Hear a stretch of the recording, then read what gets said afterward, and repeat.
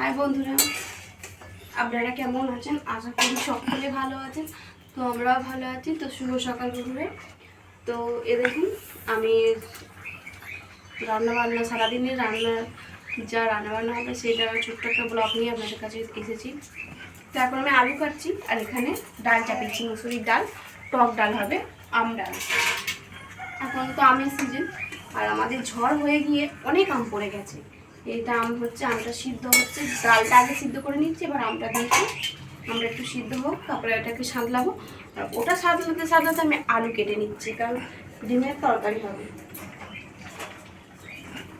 ডিমের তরকারি। আর এখানে ফ্রিজে মশলা করা ছিল, এই জন্যে এটা মশলা আছে। এটা মেয়ের খাবার হবে।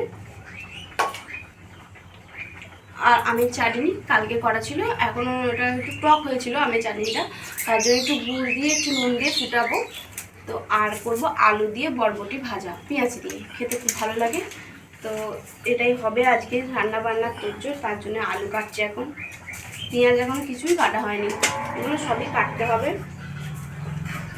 এই দেখুন, এটা ডিমের মানে ডিমটা সিদ্ধ করে ঝোল করব না, এটা একটু অন্যরকম করবো, টেস্টটা ভালো আসে।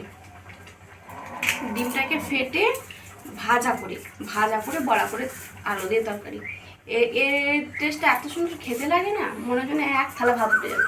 আমার তো খুব ভালো লাগে। ওই সিদ্ধ করেও ওটা ভালো লাগে, কিন্তু কেমন একটা লাগে, বেশ তৃপ্তি ভাবটা আসে না আমার, জানি না কেন। হয়তো বেশিরভাগ তো আমাদের সেদ্ধ করে রান্না করা হয়, ওই জন্য হয়তো খেয়ে খেয়ে একটা কেমন একটা হয়ে গেছে। তো মুখে স্বাদ পাল্টানোর জন্য এরকম রেসিপি।